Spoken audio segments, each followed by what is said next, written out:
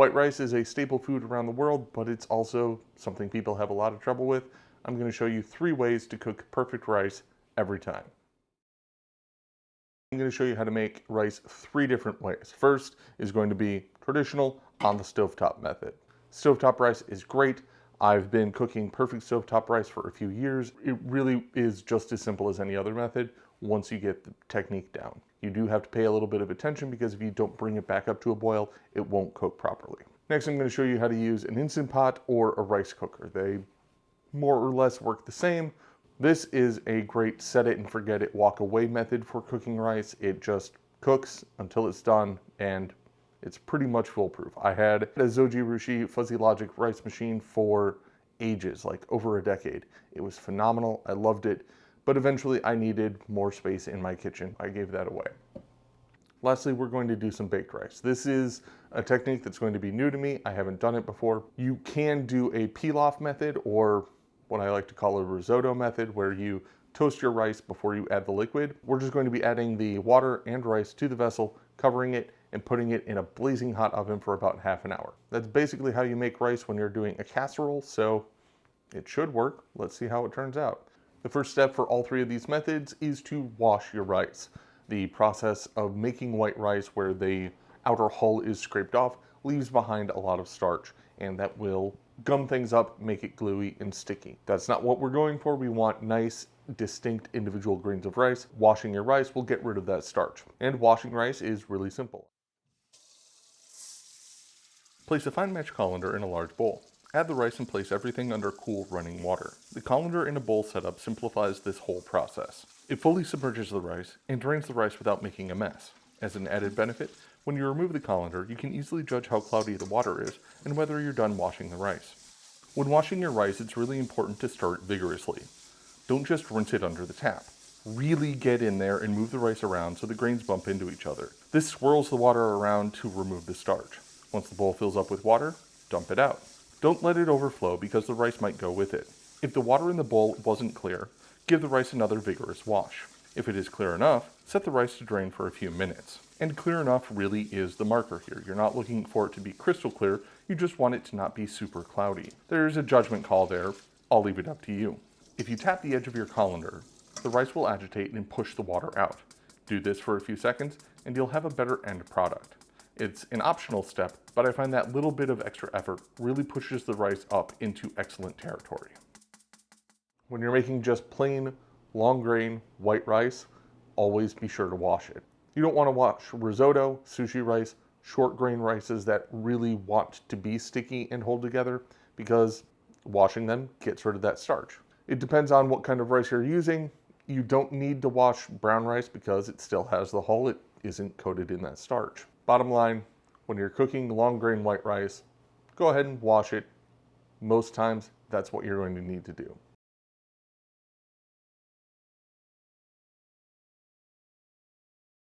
We're going to start with the baked rice because that is going to take the longest. 1 cup of cooked white rice. The recipe I found calls for 1 3/4 cups of water. That is more than the other recipes, as you'll see. And every recipe I found for baked rice calls for some sort of fat. So we're going to use butter, just 2 tablespoons, cut it up into pieces and mix it in. Forgot just a quick pinch of salt as well. You really don't need much salt in rice. Rice gets salty very, very quickly. Just a pinch for each cup and you'll be fine. All right, looks like the butter wants to float. Cover your baking dish with tin foil, or if you have a lid, go ahead and use that as long as it's oven safe.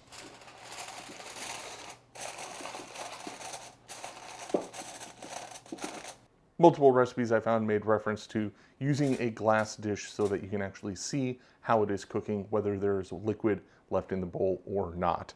I don't need to do a full big 9x13, which is why I'm using a smaller bowl. But preheat your oven to 450 degrees and then bake this for 30 to 35 minutes.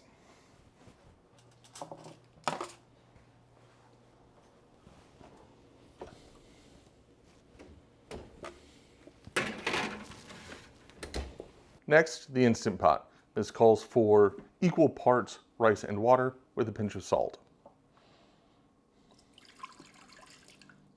Generally speaking, rice cookers have a little bit different method. The rice cooker will come with a scoop, and the bowl will have fill lines for however many scoops of rice you're cooking at once. The fill lines will be labeled 2, 4, 6, 8, generally speaking.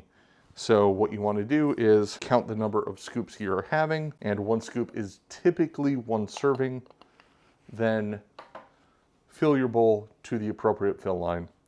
It probably works out to be about 1-to-1. At least that's the ratio on my old Zojirushi. I shook this just to even out the rice. Now we put the lid on.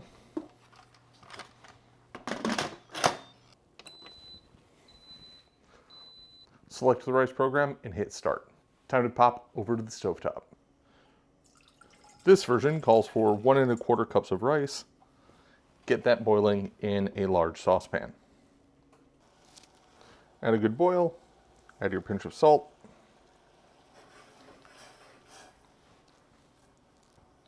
and the rice. Give it a good stir or shake, flatten the rice out, make sure it's all submerged. And then once it returns to a boil, drop the heat to low and cover it. Set a timer for 15 minutes.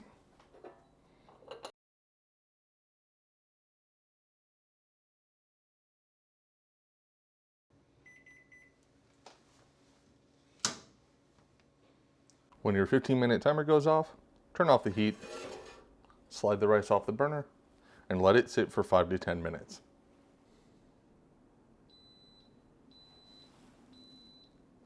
When your Instant Pot is done, go ahead and turn it off. Let it naturally release pressure for about 10 minutes.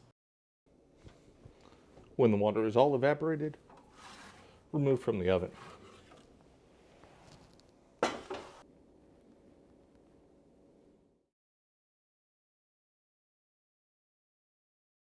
Our rices are all done. They've all been resting for a few minutes.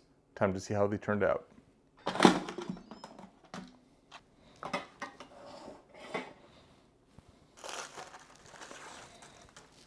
They all look good.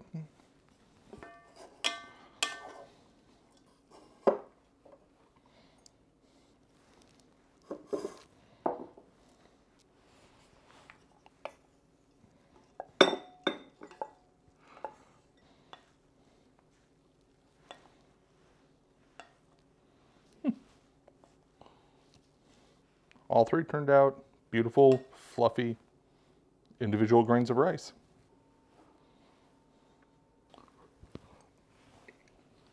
The Instant Pot, good rice. The rice I'm using, basmati, does have sort of an interesting floral characteristic to it. Definitely shines through in the Instant Pot. Stovetop is maybe just a touch more tender, but otherwise basically the same. And the baked rice. This, remember, does have a little bit of butter in it, so I expect it will have a different taste, but it's fluffy and steamy. This honestly turned out a lot better than I thought it would.